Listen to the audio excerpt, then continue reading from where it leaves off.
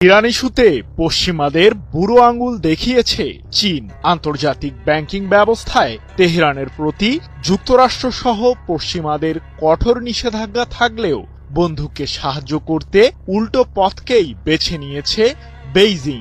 ইরানকে সফল করতে দেশটিতে প্রায় ৭০ মিলিয়ন মার্কিন ডলার মূল্যের বিনিয়োগ করেছে চীন, যার মাধ্যমে দুই দেশের মাঝে শক্তিশালী কূটনৈতিক সম্পর্ক গড়ে উঠেছে।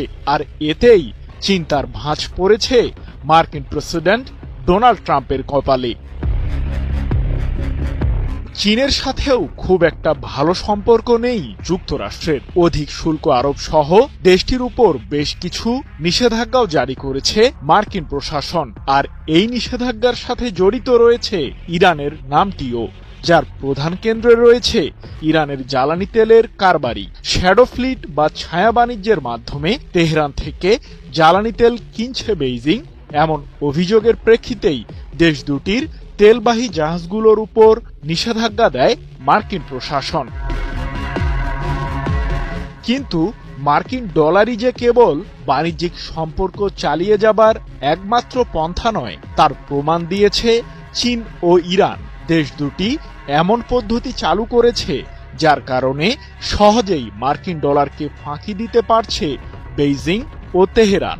এবার ইরানের বুশেহর প্রদেশের সৌর বিদ্যুৎ প্রকল্পে বিনিয়োগ করল চীন। ২০০ মেগাওয়াট ক্ষমতা সম্পন্ন ওই বিদ্যুৎ কেন্দ্রটিতে ৭০ মিলিয়ন মার্কিন ডলার সমমূল্যের বিনিয়োগ করেছে বেইজিং। ২৯ আগস্ট এক প্রতিবেদনে এমন তথ্যই জানিয়েছে মধ্যপ্রাচ্য ভিত্তিক সংবাদ মাধ্যম মেহের নিউজ এজেন্সি।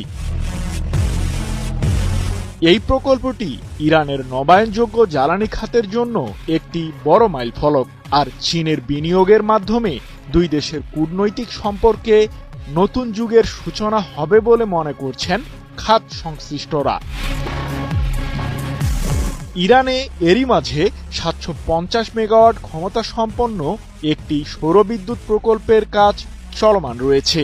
দেশটি এই প্রকল্পের উৎপাদন ক্ষমতা ২০০০ মেগাওয়াট পর্যন্ত নির্ধারণের লক্ষ্যমাত্রাও ঠিক করে ফেলেছে। বসুন্ধরা টিস্যু, অশুদ্ধতার বিরুদ্ধে এক বিন্দুও ছাড় নয়। চীনের সাথে ২৫ বছর মেয়াদী একটি প্রতিরক্ষা চুক্তিও রয়েছে ইরানের। মূলত বেইজিংকে জ্বালানি তেল সরবরাহের মাধ্যমে চীন থেকে ব্যালিস্টিক ক্ষেপণাস্ত্র তৈরির প্রয়োজনীয় রসদ কিনছে ইরান, যার মাধ্যমে প্রতিরক্ষা খাতেও মধ্যপ্রাচ্যে শক্তিশালী হয়ে উঠছে তেহরান। সৃজন মাহমুদ, নিউজ 24।